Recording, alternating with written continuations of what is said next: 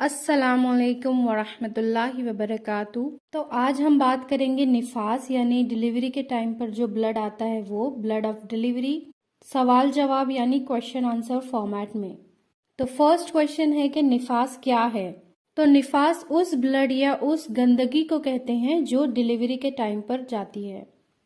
Second question ہے کہ یہ کب ہوتا ہے؟ تو یہ ڈیلیوری کے 1، 2 یا 3 دن پہلے اور ڈیلیوری میں اور پوسٹ ڈیلیوری یعنی پوسٹ پارٹم جس کو ہم میڈیکل ٹرم میں کہتے ہیں، یعنی ڈیلیوری کے بعد والا بھی جو گندگی جاتی ہے یا بلڈ جاتا ہے اس کو ہم نفاس کہتے ہیں۔ تھرڈ کوشچن ہے کہ یہ منیمم یعنی کم سے کم کب تک رہتا ہے؟ تو اس کا کوئی منیمم ٹائم پیریڈ نہیں ہے، یہ آپ کو 10ویں دن یا 15ویں دن یا 30ویں دن کبھی بھی آپ کا جو ہے بلیڈنگ رک جاتی ہے یا گندگی نکلنا بند ہو جاتی ہے تو آپ اس کا مطلب پاک ہو گئے ہیں۔ فورتھ کوشچن ہے کہ اس کا میکسیمم ٹائم ڈیوریشن کیا ہے، یعنی کب تک یہ رہتا ہے، زیادہ سے زیادہ کب تک رہتا ہے؟ تو اس کا آنسر ہے کہ اسکالرس کے حساب سے اس کا زیادہ سے زیادہ یعنی میکسیمم ڈے 40th ڈے تک ہے۔ اگر اس کے بعد بھی آپ کو نفاس کا بلڈ جاتا ہے تو اس کا مطلب یہ جو ہے نفاس میں کاؤنٹ نہیں ہوگا، یہ استحاضہ یعنی دوسرے یا بیماری کی وجہ سے ہوتا ہے۔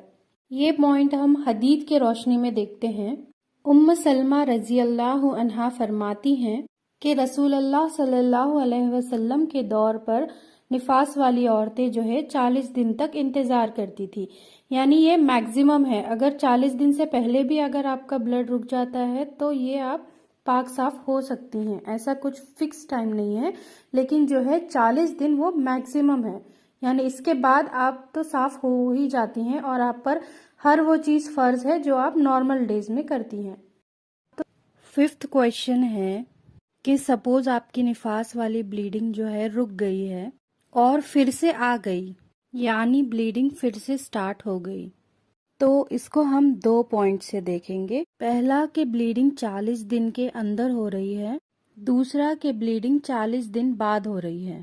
تو پہلا پوائنٹ ہے کہ سپوز آپ کے نفاس والا بلڈ 20 یا 21ویں دن رک گیا، یعنی آپ کو لگا کہ آپ پاک ہو گئے ہو اور آپ غسل لے لیے، پھر 23ویں دن آپ کو پھر سے بلیڈنگ سٹارٹ ہوتی ہے، تو یہ جو ہے نفاس کے بلڈ میں کاؤنٹ ہوگا، یعنی نفاس والی حالت میں کاؤنٹ ہوگا، اور اس میں آپ پاک نہیں ہوتی ہیں۔ دوسرا پوائنٹ ہے کہ سپوز 40ویں دن آپ پاک ہو گئی ہیں اور آپ نے غسل لے لیا، اس کے بعد یعنی 40 دن بعد پھر سے اگر بلیڈنگ ہوتی ہے تو اس کو ہم نفاس میں کاؤنٹ نہیں کریں گے اور اس میں آپ پاک ہوتی ہیں۔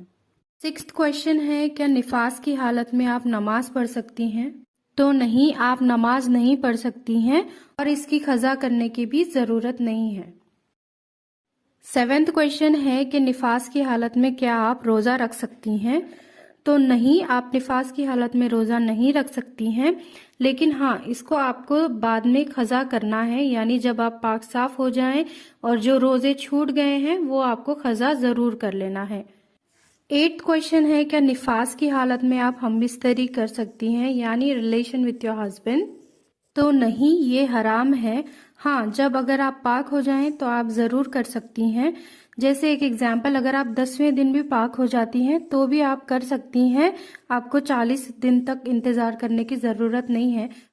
تو یہ ہم نے دیکھے 8 بہت ہی امپورٹنٹ کویشچنز نفاس کے بارے میں۔